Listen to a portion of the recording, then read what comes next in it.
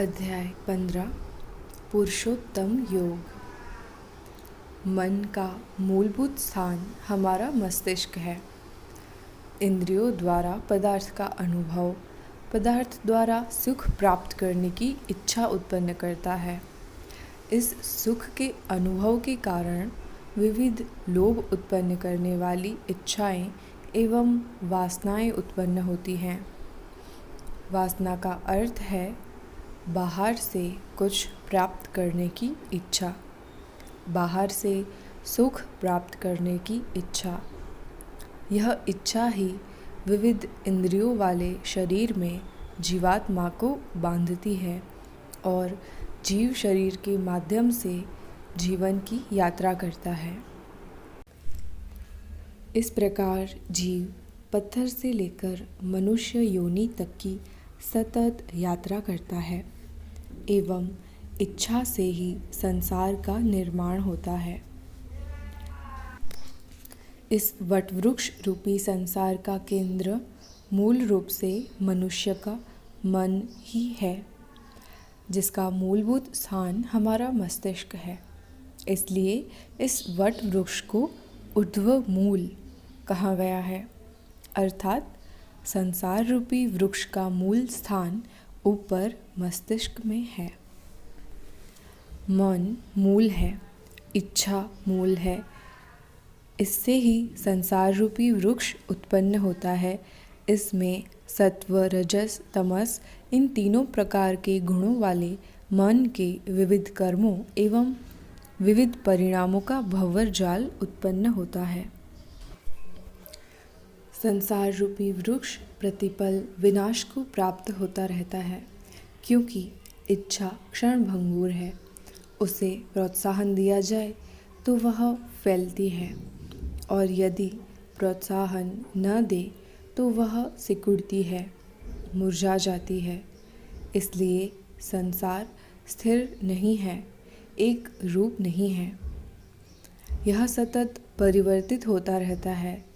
यह संसार मन की द्वंद्व प्रकृति से उत्पन्न होता है, इसलिए यह एक वर्तुल गति में घूमता रहता है। इसकी पूर्ण उत्पत्ति भी नहीं होती एवं पूर्ण विनाश भी नहीं होता। संसार की प्रतीति होना ही मन की उपस्थिति बताता है। जब तक भीतर मन की प्रवृत्ति है, आकांक्षा है, इच्छा है, तब तक हमारे भीतर अलग अलग भाव उत्पन्न होते रहते हैं। यदि भाव में अजागृति रहती है तो भाव को, इच्छा को प्रोत्साहन मिलता है एवं विचार बनते हैं। विचार को प्रोत्साहन मिले तो कृत्य, कार्य बनता है। कार्य में इच्छा रहे तो सुख अथवा दुख की स्थिति उत्पन्न होती है, अर्थात पुनः मन की उत्पत्ति होती है। इस प्रकार इच्छाओं का प्रजनन अविरत चलता रहता है। मुक्त होने का एक ही उपाय है, जागृति, तटस्थ रूप से निरीक्षण। निरीक्षण का अर्थ है तटस्थ रूप से देखना, न तो इच्छा को दमित करना, न ही इच्छा को प्रोत्साहन देना। न तो विचार को दमित करना, न ही विचार को प्रोत्साहन देना। विचार उत्पन्न हुआ तो भी ठीक, नहीं हुआ तो भी ठीक। एक इच्छा को प्रोत्साहन मिले तो दो इच्छाएं उत्पन्न होती हैं। दो इच्छाओं को प्रोत्साहन मिले तो चार इच्छाएं उत्पन्न होती हैं, और जितना अधिक इच्छाएं उतना ही अधिक दुख, उतना ही अधिक संताप। दुख, संताप, भय, लोभ एवं वासनाओं के आधार पर इच्छाओं की मात्रा को जाना जा सकता है। इसलिए जिसने सच्चे अर्थ में इच्छाओं की दौड़ के पीछे मेहनत की होगी, उसे एक बात का स्पष्ट दर्शन रहेगा, इच्छाओं के पीछे की दौड़ अंततः संताप ही उत्पन्न करती है और दुख ही हाथ में आता है। इसलिए दुख से ऊपर उठने के लिए इच्छा से ऊपर उठना ही पड़ेगा, साक्षित्व को साधना ही पड़ेगा। साक्षी जीवन का केंद्र है जो कि अचल है। गोल घूमते हुए संसार चक्र का केंद्र साक्षी है और जो जीव साक्षी को साध लेता है वह अपने भीतर सतत देखती हुई तटस्थ दृष्टि के साथ संबंध बना लेता है। वह अपने भीतर की इच्छाओं के निर्मूल हो जाने के कारण संसार के चक्र से मुक्त हो जाता है। वह परम पद को प्राप्त कर लेता है। परम पद का अर्थ है अपने भीतर अपनी साधना से प्राप्त किया हुआ स्थान, जिस पर कोई अन्य अधिकार नहीं प्राप्त कर सकता। अपनी इच्छाओं की तरफ यात्रा करनी है या इच्छाओं के पीछे दौड़ना है या मुक्ति की ओर यात्रा करनी है, यह व्यक्ति की अपनी स्वतंत्रता है। यह स्वतंत्रता ही परम स्वतंत्रता का मूल बीज है, मुख्य द्वार है। अविनाशी परम पद को प्राप्त करने का मार्ग मूलभूत रूप से एक ही है, वह है इच्छा से ऊपर उठ जाना। इच्छा मन है, मन द्वंद्व है, देखने वाला दृष्टा, अवलोकन करने वाला अवलोकन करता। साक्षी तत्व एकाकी है, द्वंद्व रहित है। जो व्यक्ति अपने परम पद अविनाशी पद को प्राप्त कर लेता है वह शुद्ध अकाल चैतन्य को प्राप्त कर लेता है और वह उत्तम योग को प्राप्त कर लेता है। ऐसा व्यक्ति या पुरुष पुरुषोत्तम कहलाता है और यह संबंध पुरुषोत्तम योग कहलाता है। यह पद प्रत्येक जीव के भीतर है ही, जो कि चैतन्य के जगत का केंद्र है, जिसे सूर्य या चंद्र प्रकाशित नहीं करते हैं, वरन वह स्वयं के प्रकाश से प्रकाशित है। वह परम धाम है, वही अंतिम धाम है। इस धाम में प्रवेश करने के पश्चात फिर से मृत्यु लोक के भोगों को भोगने की इच्छा समाप्त हो जाती है।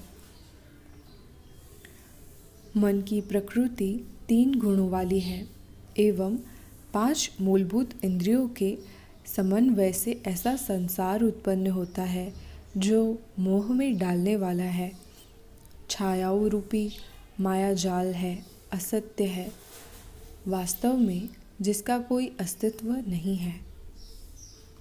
वासनाएं मन एवं इंद्रियों में निवास कर वहाँ से प्रकट होकर बाह्य दिशा में गति करती हैं और शरीर इन वासनाओं के पीछे पीछे भटकता रहता है। इस प्रकार जीव एक शरीर से दूसरे शरीर में यात्रा करता रहता है। मनुष्य का जीव कान, आँख, स्पर्शेंद्रिय, जिह्वा, नाक यानी घ्राणेंद्रिय शरीर में व्याप्त इन इंद्रियों द्वारा मन यानी इच्छा के सहारे पदार्थ का उपयोग करके भोगों को भोगता है। यह मन कई बार इच्छाओं से ऊपर उठ जाता है और कई बार इच्छाओं को प्रोत्साहित करता है। मन का विकास तमस यानी मूढ़, रजस यानी कार्य की इच्छा एवं सत्व यानी इच्छा से ऊपर उठाने वाले कर्म का भाव गुण उत्पन्न करता है। अंतः दर्शन द्वारा मन के इस विकास के दर्शन होते हैं। विवेकी ज्ञानी बुद्ध पुरुष इस बात के दर्शन कर सकते हैं, परंतु जो अभी तक इच्छाओं से ऊपर नहीं उठ पाए हैं वे इस बात को समझ नहीं पाते हैं।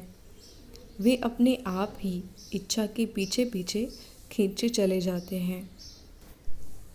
इच्छा से ऊपर उठने का प्रयत्न करने वाले योगी पुरुष अपने भीतर के चैतन्यपूर्ण जगत को देख सकते हैं, परंतु इच्छा के पीछे फिसल जाने वाले, इच्छाओं से घिरे हुए, विचारों से घिरे हुए चित्त वाले प्रयत्न रहित व्यक्ति भीतर के चैतन्य के जगत का, चैतन्य के अवकाश का दर्शन नहीं कर पाते हैं। संपूर्ण जगत को प्रकाशित करने वाला सूर्य का तेज, चंद्र, अग्नि में दिखाई देने वाला तेज तत्व, वनस्पति को चंद्रमा द्वारा मिलने वाला रस तत्व, सर्व जीवों को धारण करने की मूलभूत शक्ति, अपान एवं प्राणवायु से प्रत्येक प्राणी में पचने वाले 4 प्रकार के अनाज की शक्ति, यह सब शुद्ध चैतन्य की बहिर्गामी, बहिर्मुखी शक्ति है। इसी प्रकार हृदय में निवासित मूलभूत भाव का सत्व, स्मरण, ज्ञान, अज्ञान का सत्व, ज्ञान में से प्रकट होने वाला निर्णय तत्व, यह सब परम चैतन्य की आंतरिक शक्ति है। इस जगत में मूलभूत 2 प्रकार के पुरुष हैं, अर्थात 2 प्रकार के जीव हैं। पुरुष का अर्थ यहाँ जाति भेद से न करें। आध्यात्म की भाषा में पुरुष शब्द स्त्री एवं पुरुष दोनों के लिए उपयोग होता है। आध्यात्म में जीवन के होने के लिए 2 संभावनाएं जानी जाती हैं। पुरुष अर्थात भोग, इच्छा, काम के पीछे दौड़ने वाली चेतना। प्रकृति अर्थात स्वयं भोग, स्थिर जड़ पदार्थमय चेतना। मृत्यु लोक में 1 क्षर नाशवंत एवं 2 अक्षर अविनाशी अंतर्यामी 2 प्रकार के पुरुष हैं। जो पुरुष मन यानी वासना में जीता है वह क्षर नाशवान पुरुष कहलाता है, और जिसका मन वासना से ऊपर उठ चुका है वह अक्षर अविनाशी पुरुष कहलाता है। क्षर एवं अक्षर से भी जो परे है, ऊपर है, वह पुरुषोत्तम कहलाता है। पुरुषोत्तम अर्थात चैतन्य का मूलभूत शुद्ध विकार रहित केंद्र। यह सब मन के द्वंद्व से समझा जाए तो मन के द्वंद्व के पार नहीं जाया जा सकता, परंतु मन के द्वंद्व की हलचल कम हो जाने के कारण साक्षित्व का क्षणिक संपर्क होने लगता है। साधना के द्वारा इच्छाओं से ऊपर उठने की इच्छा रखने वाले को प्रत्येक क्षण साक्षित्व का संपर्क कर अंततः पूर्ण जागृत स्थिति में प्रवेश करने की क्षमता प्राप्त करनी होती है। यहाँ पर अध्याय 15 का मार्गदर्शन पूर्ण होता है।